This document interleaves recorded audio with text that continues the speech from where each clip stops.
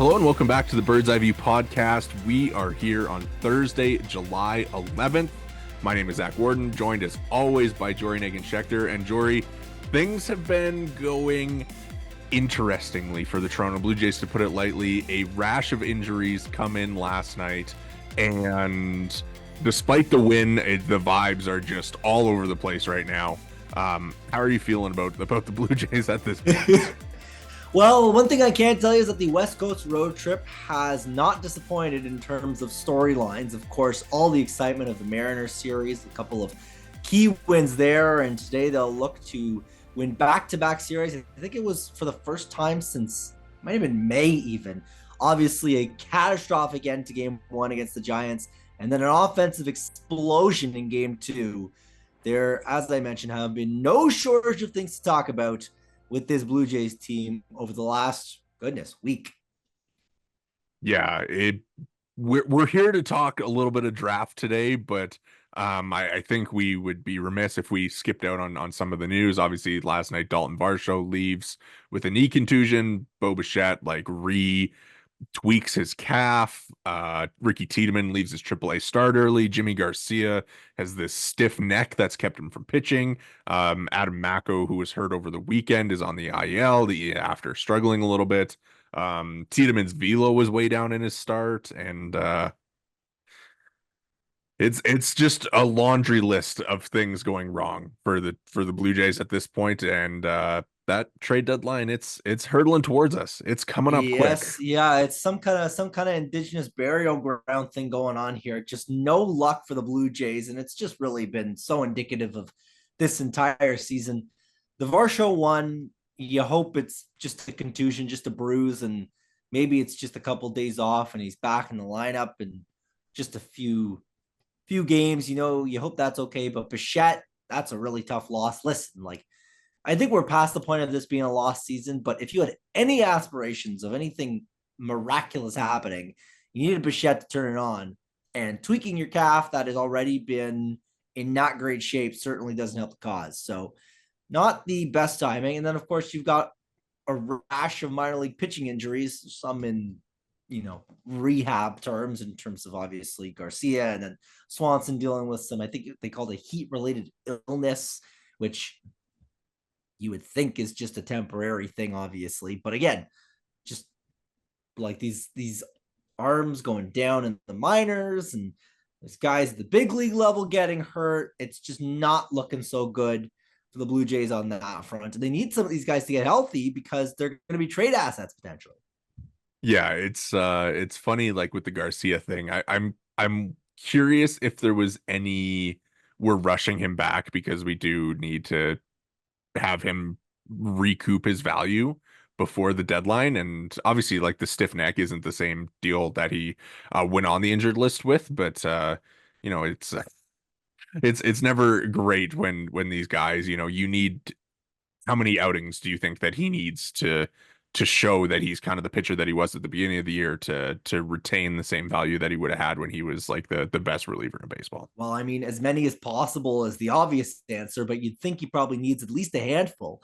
And we'll see if he has the runway to do so. He might just end up being dealt on deadline day, because when he does make his way back, he's still going to have to get into a handful of games for teams to be willing to pay the price for him that ideally the Blue Jays are going to be hunting down. Now, I will say I did hear on Blue Jays Talk Plus, Keegan Matheson, I think he said that he doesn't expect really anybody on the Jays to be going for anything substantial. Like, even Kikuchi said that he would be surprised if there were any top 30 prospects involved, which I don't know if I'm that low on the Blue Jays assets. But just to the Garcia point, you need him to be healthy if you want to go out and be able to trade him for something of moderate impact.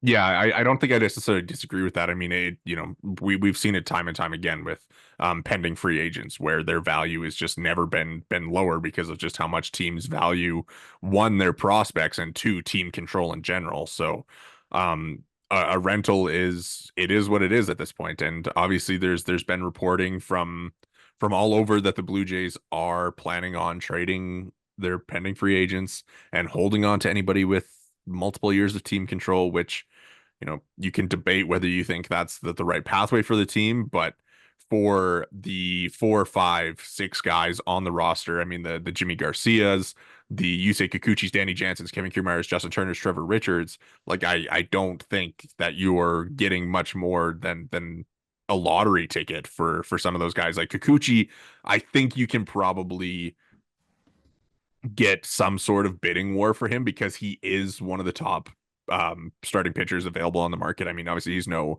Garrett Crochet, he's no Tarek Skubal, but outside of that, it's like, do you want to trade for Yusei Kikuchi or do you want to trade for Jack Flaherty? Like I'm probably taking Kikuchi because he's a lefty, his stuff is great, and his track record has been a little bit better than Flaherty's over the past couple seasons. I'm curious about Danny Jansen though, because we haven't heard much about his market and there isn't a lot of comparable deals because not a lot of catchers, move around like that. Um, what would you be looking for in a Danny Jansen trade? Like I can't even begin to think about what that trade would look like because there is basically no examples of an offensive catcher with significant value on both sides, I guess, moving. Well, the thing is, of course, it's the nature of the position, right? You pick up an infielder, you can move him around to third, or you Yeah. can put him at second, or you pick up an outfield, pick up an outfielder, you put him in a corner spot. There's one catcher, so it's tough to slot him in. And are you trading him as like a backup catcher? I mean, ideally, you're trading him to someone looking for a starting catcher, and they're paying starting catcher price. But how many contending teams are in a position where they're not comfortable with their catcher, and an upgrade would be Danny Jansen, who since his ripping hot start has been pretty pedestrian. So I don't really know what to expect out of that. I think you can get value, but I just figure that that's something where you're definitely probably headed towards a little bit of disappointment in terms of return. Now, I do wonder if maybe you look at something like a Kikuchi Jansen package somewhere, and maybe that's how you maximize the value there. I mean, we just saw Kikuchi just had the best start of his career, 13 strikeouts, no walks. The only guy to not pick up a win to do that this year, which just is so indicative of these Blue Jays. But I would think that that's where you're going to get the most value out of him, because for Jansen, the value on him just as a bat is high because he's a catcher, but he's not like a top 5, top 10 catcher enough that the bat is going to immediately make him the starting catcher for whoever ultimately trades for him if he does get dealt. Yeah, he's another one too. I mean, his WRC plus is 100 right now, and it's like, it'd be nice if he was the hitter that he was when he first came off the IL, because if you're trading that guy, teams are probably looking at him as a potential DH option almost for a postseason run. But now you look at him and you're like, well, I don't want a DH that has a 100 WRC plus. Like No, it's I not good enough, right? So why would it you would be trade for a league average hitter to be your designated hitter? no, it would be nonsensical, right? So that's where you wonder, what does the future hold for him? I could also see the Blue Jays holding on to him just because, like, who's the not that the Jays are contending, but who's the third catcher? Like Brian Serven, but I mean, beyond him, there's not a lot of depth in the system, right? So it could just be a case of maybe they do make a run at bringing him back. I mean, his value is probably somewhere in the range that I would actually bet that the Jays maybe do potentially make a run at bringing him back, even though because there's no way this team commits to a rebuild unless they totally clean house. Yeah, I think that the rebuild or like a full teardown would come in the off season, and I mean we can talk about that closer to the deadline or whatever, because the Vladimir Guerrero Jr., Bo Bichette's, like those kind of trades, like that's something that I just don't see happening at this trade deadline, and obviously it sounds like it's not what they're committing to either, and I just think that that's probably, if they do decide to go in that direction, it's much easier to make those decisions in the off season, potentially pushing that back until somebody else is in charge in the front office, and Yeah, kind of exactly. have that direction decided by a new voice or a new vision. Yeah, which is probably the likeliest outcome. I don't know if I'd be opposed to bringing Jansen back. Also, I mean, Yeah. again, you trade away Gabby Moreno 2-3 years ago as your catcher of the future, under the assumption that Kirk and Jansen were your guys, and eventually, ideally, Kirk becomes the successor. But clearly, that's not what is unfolded here. So your best option in that case, maybe it is just Jansen. Yeah, I mean Kirk's been coming around, but like you said, like the catching depth in the organization isn't great. I don't think that they have a top 30 prospect that is a catcher. Um, like Phil Clark is okay. Like he's kind of like the Alejandro Kirk mold. Obviously, he's a catcher from Vanderbilt, and he swings it a little bit. He's up in AAA right now, but I just think that the way that they value defense, his defense probably isn't what they're going to be looking for from what would it probably amount to being like a backup catcher. Yeah, it would be pretty surprising, I think, if But he was the guy. but let's move on because I do think that there is a decent chance that the organization's catching depth gets a new addition in the coming days as they have been mocked quite a bit to be picking a catcher in the draft. So we can kind of move on to the draft preview that we wanted to look at here. I mean, very interesting. I don't want to say like inflection point for the organization drafting, but like I mean the drafting has been so poor from the organization, and you can like Brandon Barriera and Arjun Namala, but they really do have a spot in this draft to kind of fix some of the wrongs that they've done or that they've had in the past and like add some depth to the farm system, which already isn't very good. And I think it's just a really big draft for them to kind of maybe establish like your next future core, if you want to look at it that way. Yeah, well, exactly, right. Well, everyone loves the draft for exactly that, right? It's the greatest salesman of hope, I think, on the baseball calendar, other than maybe the first couple of weeks, maybe of free agency. I mean, not even anymore these days, given how slow free agency tends to kind of play out. But definitely an opportunity for the Blue Jays to make something of what is currently a bottom third farm system in baseball. And there's some compelling names. There's some guys that we'll get into a little bit that the Blue Jays could be looking at. They've been linked to in some capacity. That would maybe make some sense. I mean, I'll let you maybe take the lead on this one. Yeah, I know for you, I'm sure you're absolutely wired for the draft. And of course I am too, but this is really somewhere that I know for you, you're really looking forward to this. Yeah, I mean, so like we can preface it a little bit, like with the Jays, obviously all of the rumors, all the reporting has been that it seems like they are very heavily in the college bat market, and that doesn't mean that they won't take a high schooler, or a pitcher or something like that, but it does seem likely that we will see a college hitter joining the ranks, which they haven't picked a college hitter since Austin Martin. So really intrigued. I mean, we can kind of start wrapping through some of these names that we think are most likely for the organization, and it's going to be a fun one. I think obviously like you're kind of it's a draft that doesn't have like the clear like Paul Skeens, Dylan Cruz types. Like Charlie Condon is really good. Travis Bazan is really good. JJ Weatherall's really good, but there's no Paul Skeens making the All-Star game next summer in this draft for sure. But for the Blue Jays, I mean, dream scenario, I think these couple names that I didn't put on the list, but I mean, like dream scenario, like some of these guys fall, like a Christian Moore from Tennessee or a James Tibbs from Florida State. Like those guys would be amazing, amazing, amazing if they fell. But outside of that, I mean, I know we're both maybe have differing opinions on Vance Honeycutt. How like Vance Honeycutt, center field from North Carolina, like one of the most toolsed up players in the draft, defensive star, speed, power. He doesn't have the hit tool though that the Blue Jays have shown an affinity for in recent years. Well, here's what I kind of had said, and I think I tweeted this out too. This just feels like a very Blue Jays player, not necessarily a very Blue Jays draft pick, but the preference for defense. This guy is, by all accounts, like a 70 grade outfielder. Has won multiple Defensive Player of the Year awards in college. Looks like a guy that is a difference maker in terms of defensive value, and that's clearly something that this front office has put a priority on. Now, the lack of a hit tool, I mean, that of course scares you, right? And I mean, maybe it keeps Honeycutt's floor as maybe a fourth outfielder, but I mean, if he doesn't hit enough, are you just looking at, you said this name before we hit the record button?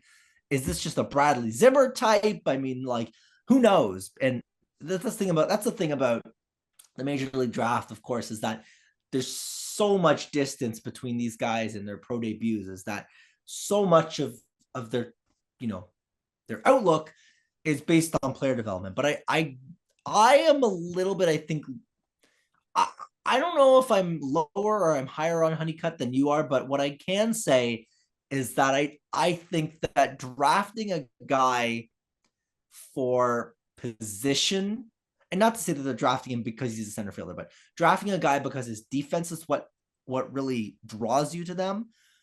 Like I have my appreciation for that. I can understand the value in that, but I think that because it limits their ceiling almost, because they're not going to be as impactful on the offensive side of the ball. And I mean, Honeycutt strikes out at almost a 30% clip, as a not amazing hitter. Obviously, as we mentioned, the power is legit.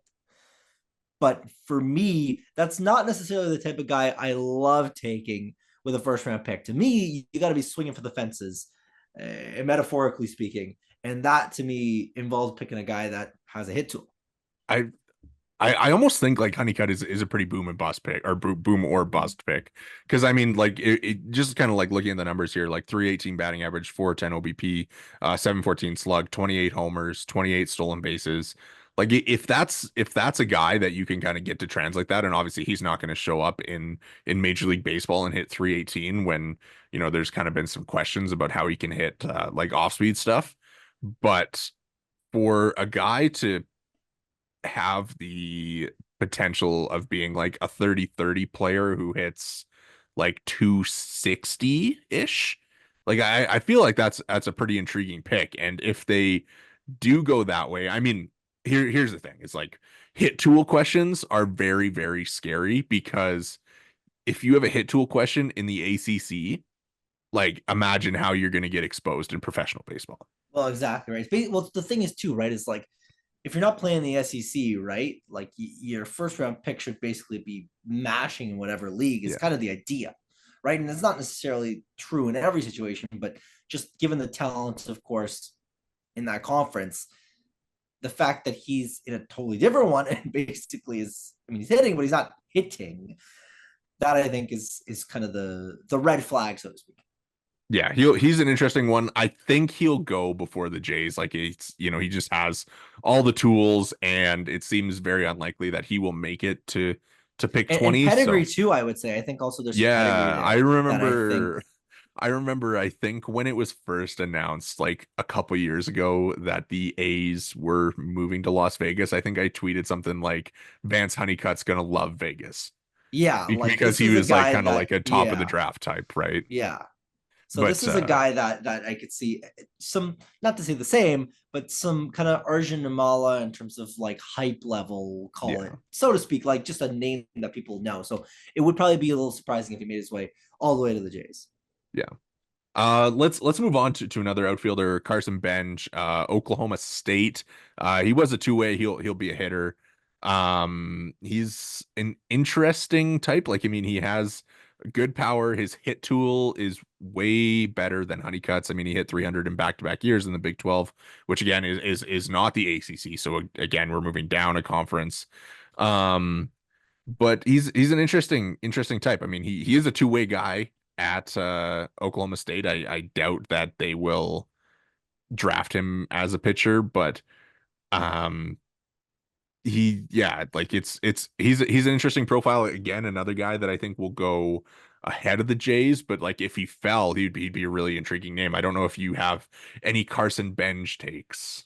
Not too many. I mean, again, the hit tool seems like it's there. The power tool seems like it's there. This is a guy that could make some sense, obviously, for the Blue Jays. I would be a little bit more surprised by them taking him again. Just him and Honeycutt seem not like polar opposites by any means, but just very different types of players to me, it would seem like, right? So for the Jays to be kind of linked to the both of them, to me, just speaks to a little bit of maybe a where do we feel the Blue Jays Yeah. are likely to allocate their resources, basically, right? Yeah, I think he's interesting because he is the guy who I think there's like a chance that he could slide to 20, and it'll kind of be telling as to, like if the we talked about it before we hit record, where like Namala and Brannen the past couple years, like they almost like lucked into those guys with them falling to them, and like as guys who were projected to go way higher. And like if perhaps this year they are more set on their names instead of maybe seeing how the board plays out, like I think he would be an interesting guy if he fell to 20, if they were like, well, he's the top player remaining, but we really like some of these other guys, so we're gonna go in that direction, or something like that. But Yeah, exactly. yeah. Yeah, I Um mean, MLB Pipeline gives them a 55 grade hit and power tool, right? So like, there's clearly a talent level there, but it's just, what kind of value does he bring as an outfielder? Is he just a corner outfielder? It's a little bit more of kind of, do the Jays want to use a first round pick on a guy that's likely to play a so corner outfield position? yeah, it's interesting. Like, I mean, again, like I just pulled up Baseball America's mock draft, like just to um get just for example of where some of these guys are like projected to go. Like Vance Honeycutt projected to go 12th, Carson projected to go 16th to the Marlins. So there's a pretty big gap between like 16 and 20 Exactly. in the draft. So it seems unlikely that they will end up with either of those guys, but like a couple of names to watch for sure, like if they do drop. Let's keep going on with a couple of the names. We can move into kind of maybe more of the Blue Jays range here. Like Seaver King is a guy who is I guess almost more in the range of like somebody that again is ahead of the Jays. Like he's projected to go 19th here by Baseball America, but I think that is like almost on the low end of where he'll go. He's uh, a utility guy at Wake Forest. He like played a lot of shortstop for them.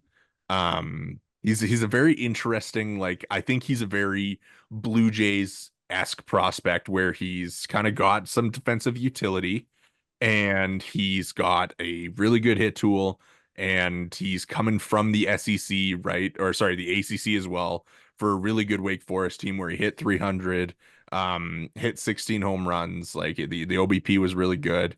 He didn't strike out a whole lot. Like that kind of feels like a guy that if he fell to the Jays, like they would be very, very happy to get.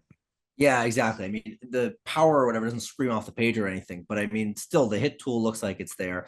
Looks like he can really kind of play all over the diamond, which I think for the Jays is something that they definitely value. I mean, I think of how long they valued a guy like a Kevin Biggio, of course, because he had all that utility, or how they've targeted guys like Isaiah Kiner for left, right? And there's a difference, of course, between how you build your major league roster versus how you draft guys, how you develop guys. But we do have a decent idea of how the Blue Jays value different tools, and versatility, I think, is something that repeatedly the Blue Jays have said that they value, right? So, going out there and picking up a guy like a Seaver King, if he falls to that range, I mean, buyer beware if he does make it there. But it seems like a guy that would make a little bit of sense given his defensive chops. Yeah, it's kind of funny because so for him, like, we talk about the versatility. I feel like we've maybe joked about it a lot with the Blue Jays, but like, so he's a guy who had played center field, shortstop, and third base, and he's a 6 foot tall, um, 6 foot tall, 190 player. And but just like we don't have access to like exit velos and bat speeds and stuff like that. But a place like Baseball America who does, and they say, he stands out for his pure bat speed and uncanny ability to maneuver the barrel to all areas of the zone. And then also they say he produces shocking top end exit velocities for a player of his size. And he also has a 70 grade run tool. So, like, does that not just scream like a Blue Jays guy where like he can play all over the field, he makes a lot of contact, puts the ball in play, and then as well, he posts really good exit velocities. No, it totally sounds like he's a guy that's going to be like bat to ball skills, right? And that seems like what the Blue Jays have valued in terms of this current front office. Again, now it becomes a question of, how much do you trust this front office's vision, right? But based on the things that we know this front office likes, This seems like a guy that the Blue Jays really should be kind of circling. Seems like a guy that could be called by the Blue Jays once draft day does roll around. Yeah. Again, like I feel like he'll probably go in the mid-teens, so just a name to watch again there. But let's really get into, like, I mean, here is kind of the range of guys that the Blue Jays will very much have a chance to pick, and based on some of the reports, like, it seems like these are kind of the guys that they are going to be most in on. So let's start with Tommy White, Tommy Tanks. Very interesting player. You know, he obviously he's got the power. He's put up just insane numbers every year in really good college conferences, and he's like he's probably not going to stick at third base. Like, he played third base throughout his college career, but I mean, in 3 years between NC State and LSU, he hit 75 home runs, hit 355 with a 704 slug, and he's just one of the top college hitters year after year after year, and helped LSU win the national championship last year. But there's certainly some questions just based on he's a 6'1" first baseman. Like, is that the type of guy that you want to draft in the first round? Yeah, I mean, listen, I get obviously the call it the height, call it whatever in terms of first base projectability.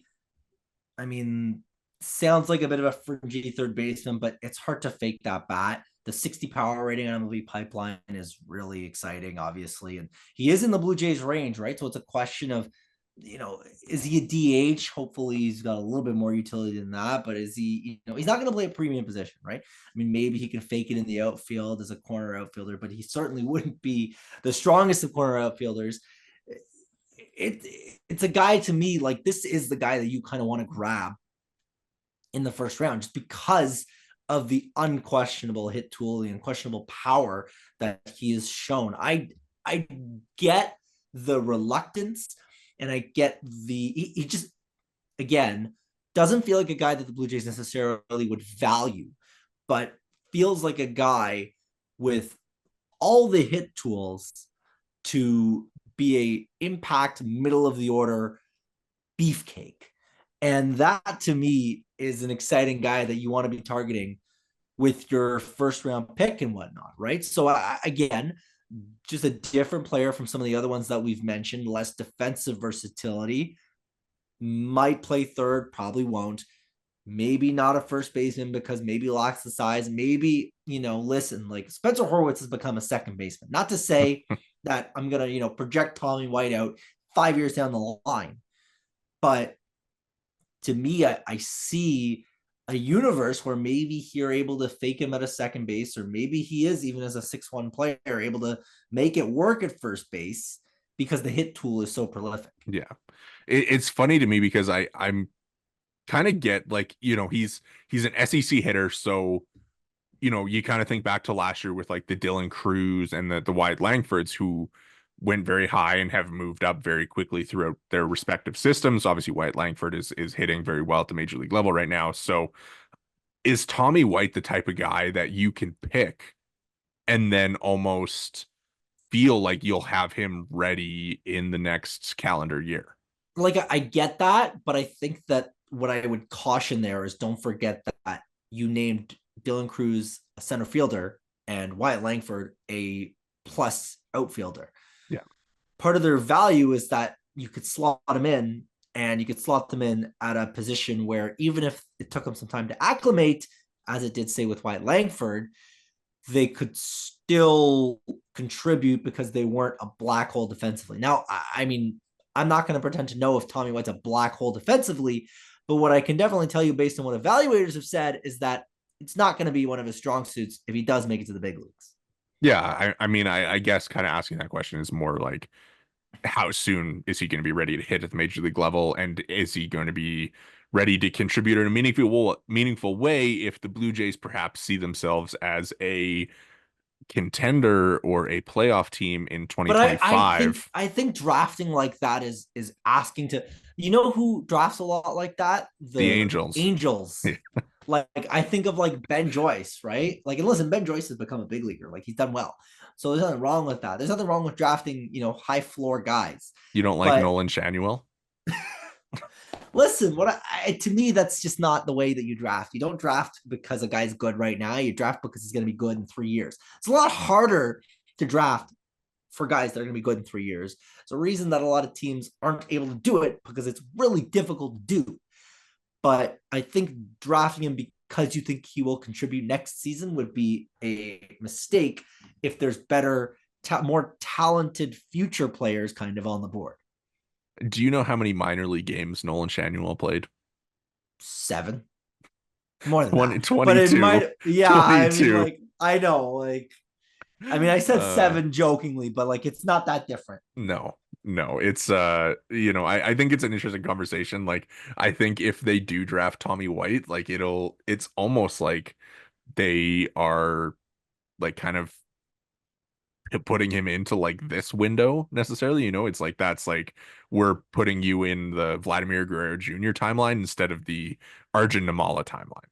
But the thing is like, what if you draft him and he's not ready to go, right? Like Well, because yeah, there's no guarantee, right? Like he's 21, so he's not older for a prospect, but like he is cooking.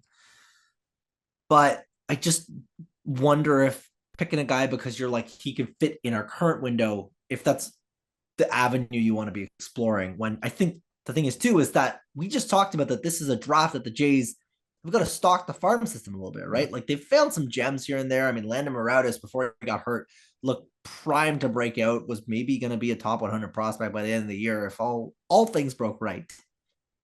And to me, picking a guy like a Tommy White because you think he's going to be an option next year would be a very dangerous proposition. yeah, yeah. It'll be interesting. I think he's one of the more intriguing names to just kind of see where he lands because of his profile. I mean, obviously he was the like burst onto the scene as a freshman, like set all kinds of records in his first year at NC State, and then moves to like that all-star team at LSU, and just it'll be very intriguing. And I feel like maybe that would be like them reaching a little bit by taking Tommy White in the first round, but it's still certainly an option and somebody that they could go with if they were really looking for a hitter like that. Let's move on to the catchers because the Blue Jays have been mocked to pick a catcher more often than not, from what I've seen.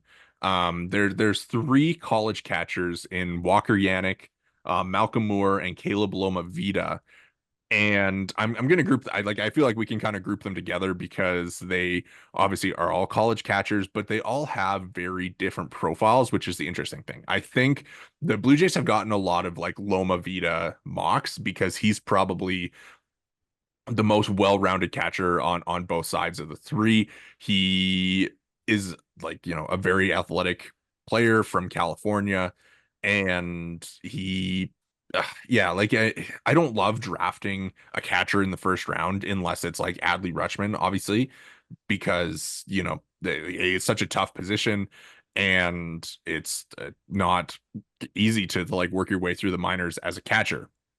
Like looking at like Malcolm Moore is more of the hitting catcher. I would say he's from Stanford. um he was like he didn't hit great this year, but he like does have the profile of a great catcher, and he's got like some hit tool, some power, and the fielding is a question mark there. So like, does he stick at catcher? Who knows? Are you drafting a first baseman if you take him? Like, not ideal there. And then Walker Yannick is the defensive specialist, I guess you can say, of the three, where he is the like top defensive catcher in the draft. He's from Sam Houston State and like has like Baseball America has a 60 grade fielding grade on him, and a 60 grade arm for him. So, like pick your poison if they do go college catcher. And it seemed to me like Loma Vida has kind of been mocked to them because he's kind of like in the middle of being able to hit and being able to play some defense. I just don't think any of these guys really get me that excited. I just don't think that drafting, as you kind of mentioned, a college catcher in the first round is is a viable strategy. I mean, listen, there's a lot more forgiveness in terms of hit tool for the catcher because it's so much more valuable defensively. And if you're going to be a valuable defensive catcher, there is a lot of value to be brought by that. But to me, I feel like drafting one of these three guys who all seem like they have their their niche, their capabilities. I just don't really think any of them really scream off the page. I think of all of them, I'd say Malcolm Moore maybe is the most compelling, the hit tool again. But if he's not a legit catcher, if he's a bit fringy there, then he's not a good enough hitter to be a meaningfully impactful first baseman. I mean, could he maybe do a kind of a? Are we talking maybe Kyle Schwarber? He slots in the outfield. I mean, I think this is going way back in a totally separate, totally separate universe. But like Bryce Harper came up as a catcher, eventually moved to the outfield, right? So, or Dalton Varsho, and again, these are all wildly, wildly, wildly, wildly different players. But I do think like you think of these catchers with some athleticism. Could he be one of them that maybe fakes in the outfield? I've named three very different defensive profiles in the outfield that started as catchers, mind. Yeah. But I think Malcolm Moore is probably the most compelling because of the stick. I would be very hesitant with Loma Vita or especially like Yannick. Like to me, who I think of when I think of drafting a defensive first catcher in the first round is Reese McGuire, right? And it's just the first name that comes to mind. I'm sure that there's better comps, but listen, he's a big leaguer, but like there's very little excitement. And I even think back to when the Blue Jays first acquired him back in, I think it was 2017, right? Even by then, the prospect sheen had kind of worn off, right? And he was still recognized as a great defensive catcher, but the hit tool hadn't caught up. And all of a sudden it was like, well, he's just not going to be an impact guy. He probably profiles as a backup catcher at this point, right? And it didn't take very long for him to be in that boat. So you are really banking on, if you're going to draft a guy based on his defense at the catcher position, you're banking on some growth on the offensive side, which I think is a lot more to ask than a guy maybe that's a fringy catcher that you could turn into an average catcher or above average catcher. Let me just read you all three of these guys' draft grade or tool grades because it's very funny like how it like there's the three of them and you got like the hit guy, the in the middle guy, and the defense guy. So Loma Vita is the highest ranked of the three. So his hit tool 50, power 50, run 55, field 55, arm 55. That's So just a down the middle dude. and then Walker Yannick, and he is hit 50, power 50, run 45, field 60, arm 60. So like Which is just the athleticism is maybe a little bit lower, but the glove and the arm. Yeah, the hit grade there is probably a little bit better than like me classifying him as like a defense guy. But like Sam Houston State and you hit 368, 480, 714 with 17 home runs. Like I could see why a team would be like, wow, this guy's so good defensively and he can swing it a little bit. Like that's what you would probably like in a catcher. But again, for a guy in college who you'd have to be very certain that the bat can eventually become something. And then Yeah. Malcolm Moore, tools, hit 55, power 55, run 30, field 40, arm 50. I mean, like again, a little down the middle, a little bit on the kind of so-so side. It just again, I just reiterate what I said, right? I think that Yeah. you're really asking a lot for a defense first guy to be an impact big leaguer, but I just don't like the idea of drafting a catcher with the 20th pick. It just to me screams positional weakness instead of best player available. We talked about Danny Jansen earlier. If they pick one of these catchers, do you think that has any impact on Danny Jansen's future? The correct answer should be no, because there's so much distance Yes. between any draft pick. But I just can't shake the feeling, I guess, that because of how desperate this team is going to have to be to basically try to save their jobs. I mean, particularly you're talking to Ross Atkins. I just don't see how they're not going to be intertwined. Yeah, yeah. It'll be interesting. It's funny, like obviously the catcher thing, like it seems like Loma Vida has been mocked there a lot, and it seems like he is likely to fall there because again, it's a college catcher. So they should have, if they are set on taking a college catcher, at least they should have their pick of the three. Which, I mean, at least there's options, but I'm not sure I love any of them. Yeah. Let's move on to a pair of college arms instead of actually, sorry, no. I was saving Ryan Waldschmidt to for the end because he's my favorite of them all. But no, let's go with him before we move on to the college arms because I think Ryan Waldschmidt is a very interesting prospect. Like I really like him.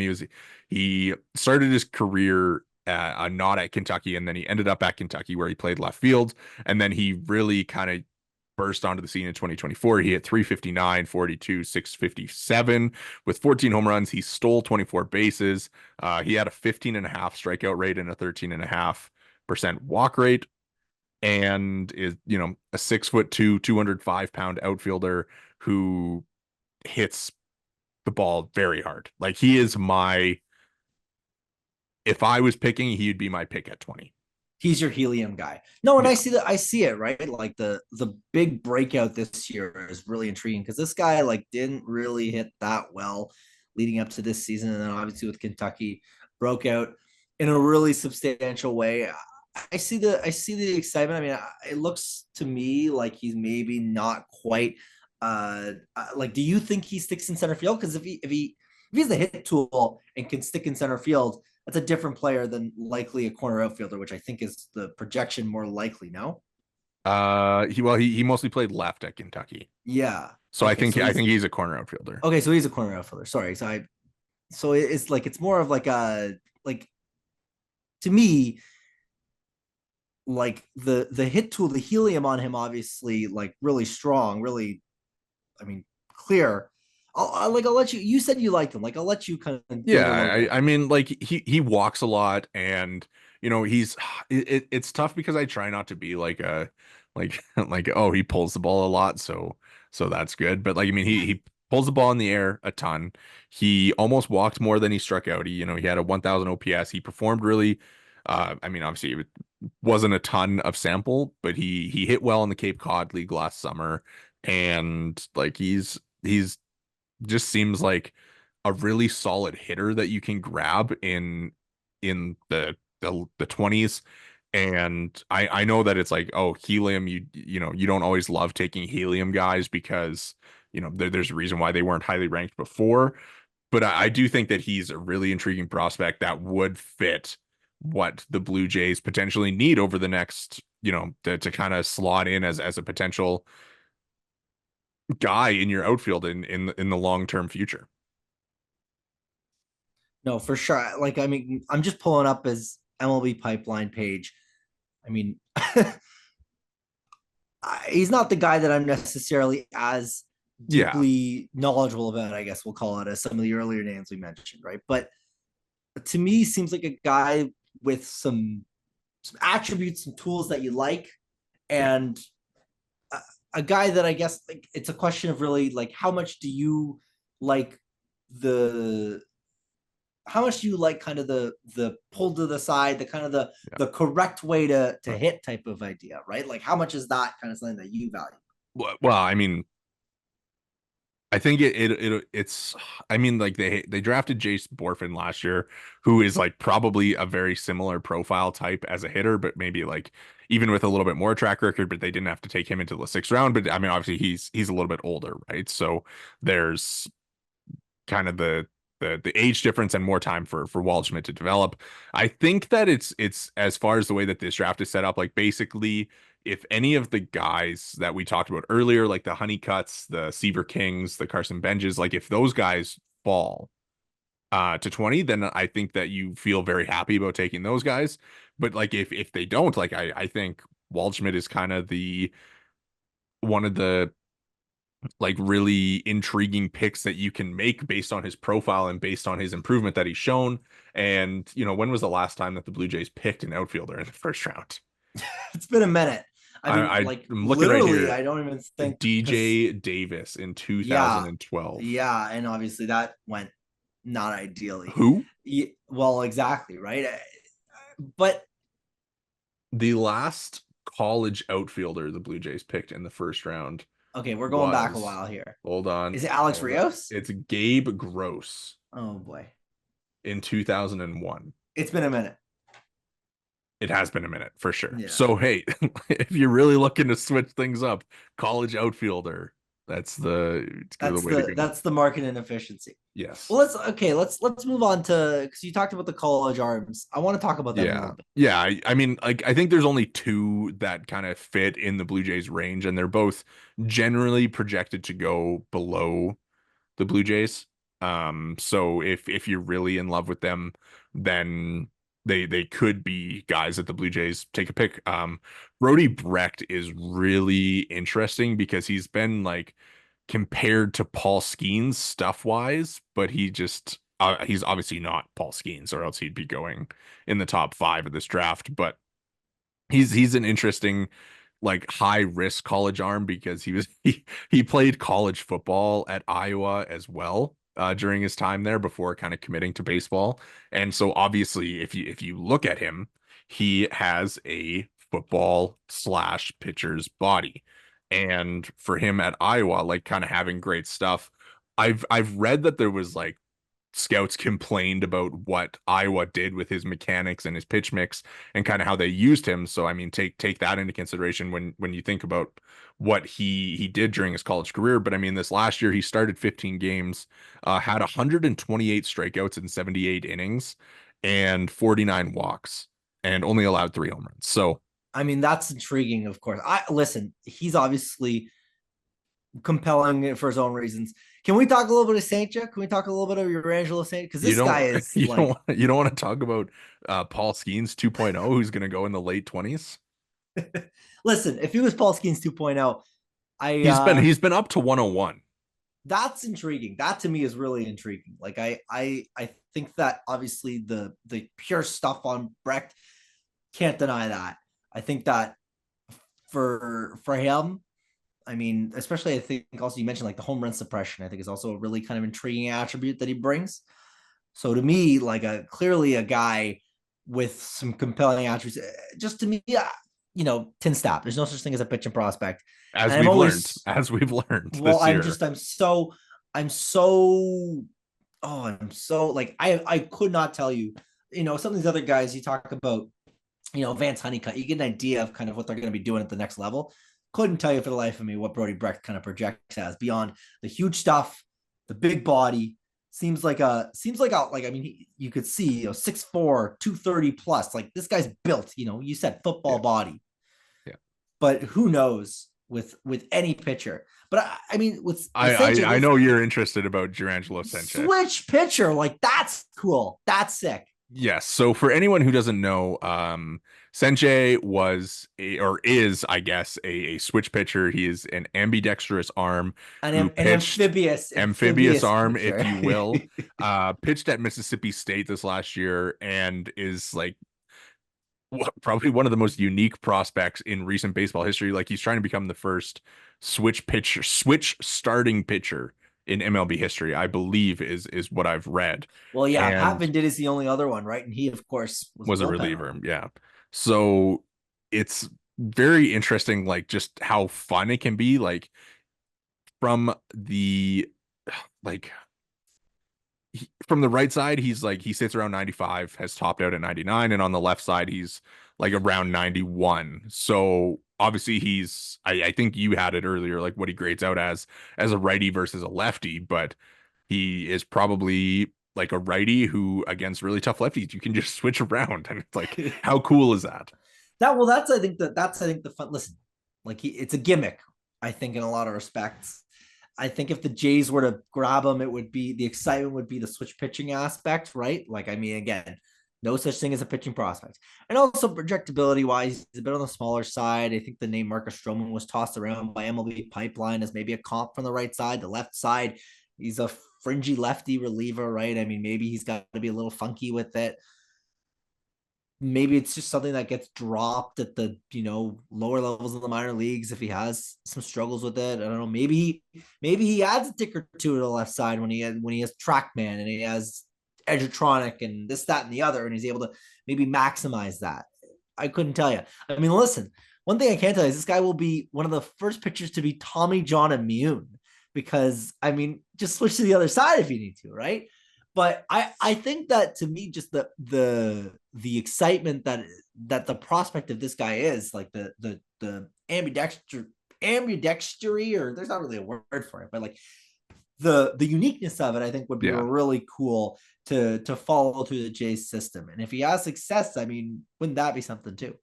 Yeah, and I mean, like as much as we can be like, oh, like it's super cool because he pitches from both sides. Like, I mean, he's legitimately like a good pitcher. In last year in the SEC, like he posted 8-2 record. I think that might be the first wins and losses record in the history of the or first wins and losses reference in the history of this podcast. So Could be appreciate probably. that for a moment. But yeah, he had a 3.67 ERA. He threw 90 innings, struck out 113, only walked 30.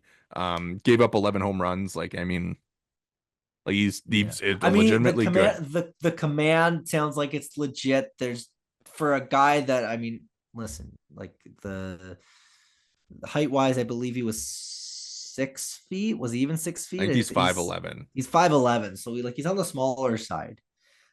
But I mean, still able to generate strikeouts, I think is encouraging, right? And maybe he does evolve into this more contact oriented ground ball guy. Maybe he's a little bit more of at the next level. He's not able to generate as much swing and miss in his game, but I think just the uniqueness of him as a prospect is just so compelling. I just think it's great. A switch hitter too, apparently. Wow. Maybe if they bring back pitchers hitting, that would be fun. Okay, I think those are kind of all of the notable names, and if they, don't pick from that group, then like, you never know. It's the MLB draft, right? Like we just listed out 10 names that are possible. Like a lot of them are, it's a guarantee that 9 of them won't be Toronto Blue Jays. So it's gonna be interesting. It'll be a fun draft. Before we go, let's kind of touch on some of the Canadians because I think from a Canadian perspective, the draft also has some interesting names. I can kind of rip through them quick. I mean, I know like you would have seen Brendan Lawson play, but outside of that, like it's an interesting group. So let's start with Dante Nori. He's very highly ranked by MLB Pipeline. I know like they kind of have him in the 60s, I They believe. have him at right now. They got him at 48. So like there's a chance he goes on day one. Like he's probably an early day two guy. He's a super fun story as well. I mean, his dad, Micah Nori, is an assistant coach with the Minnesota Timberwolves currently. Was actually interviewing for some jobs to be a head coach in the NBA. And so obviously he lives in the States, plays in the States just based on his dad being an NBA assistant coach. But like, I mean, he's an interesting prospect. He's a little bit older than, he's older than Arjun Namala. And so he's a high school guy.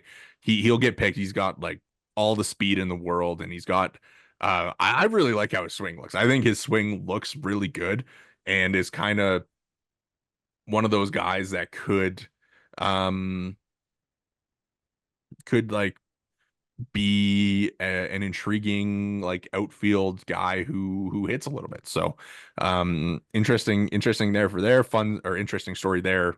Fun with his dad and everything like that. And he'll be the first Canadian off the board. Absolutely. Yeah. I mean, listen, as an older high school guy, I think, buyer beware on that, but just another Canadian story and definitely an exciting guy to keep an eye on as the draft rolls around. Yeah. Um, Another guy, Brendan Lawson. I mean, he was kind of the top Canadian prospect for a while for this draft class.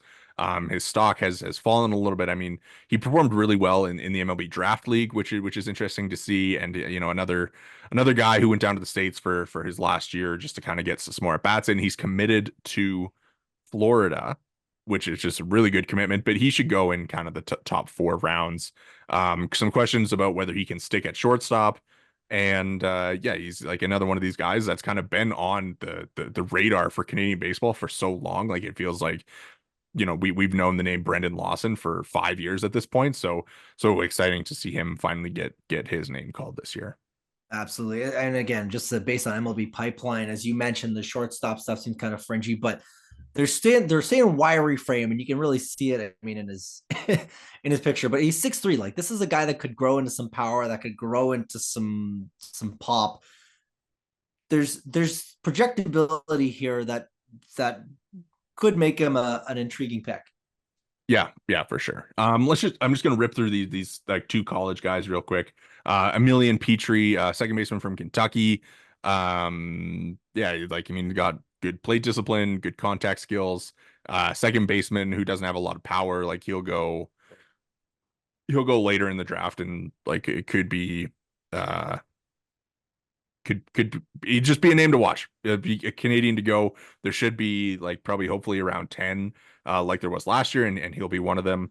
The other one, LP Langevin, he's ranked 155th in the class by Baseball America. So I think that we might see him a little bit higher, like college arm, Louisiana Lafayette, and he was a junior college guy who transferred there for 2024 and then was a reliever who throws like kind of in the mid 90s. So again, another name to watch there. He's got like a pretty wide arsenal, and yeah, should be fun to see where he goes as well. And then for the final 2 high school guys that we got kind of got listed here, Josiah Romeo, yeah, like again, another high school arm, who's performed pretty well in the draft league. Not a ton to say there.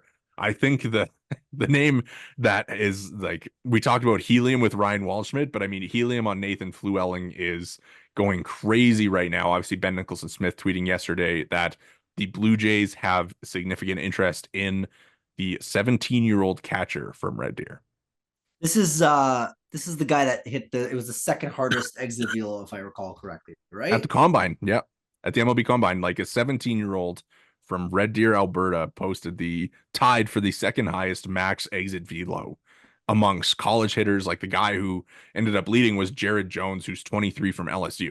So he has 6 years on Fluelling, who like like it kind of sounded like he's committed to Gonzaga, and at the beginning of like draft season, it was kind of like, oh yeah, like he might be kind of like in the 8th to 6th round range, and now it's kind of sounding like he might be 3rd or 4th round, which is like Yeah, a this crazy jump. helium. And you would think also, like, we talked about this even like before we hit the record button, even a couple weeks ago. Like, there's no way if he doesn't, if he doesn't end up signing. I mean, this is a guy that probably could end up at a much more talented school, so to speak, than Gonzaga. I would think that this is a guy that has options, especially with call it his recent breakout. This is a guy that should get some consideration in those early rounds. What do you make of the Jays' interest there? I think to me it speaks a little bit to the Canadian angle. I think that you think last year, of course, drafting a guy like a Sam Shaw, I think is the name. Yeah. Uh, this is a guy that the Jays will be very intimately familiar with. You would figure. I would I would hope they're drafting because of the talent, and there's I kind of no denying that. So Yeah. I don't think I take much in terms of the Canadian angle, but it's something in addition to that that's compelling. Yeah, I mean, I was talking about this with somebody yesterday, like how much of his rise, I like obviously great talented player. Like I wrote about him at the Canadian Future Showcase last year after he won the home run derby. Like having been at the Rogers Center quite a bit, like over the past few years, like there's not a lot of players that I've seen put balls into Schneider's porch. And for him to be doing that as a 16-year-old and then go down to the draft league and post the second highest exit velo among draft eligible prospects is crazy for a 17-year-old. So I'm not taking away from the talent at all here. If he like, how much do you think that like this kind of rise has been like teams seeing that exit velo number, seeing him be 17 years old and maybe getting like a little bit hard-eyed It's over gotta like, be that. It's got like, I mean, what else could it be, right? I mean, this yeah. is a guy defensively, what, like, I Well, think you said he was a, he's a 17-year-old catcher who's yeah, like, from Alberta. Like, I yeah, mean, like you can't look at a catcher who's 17 and pretend to know whether he'll be able to be a catcher at the major league level.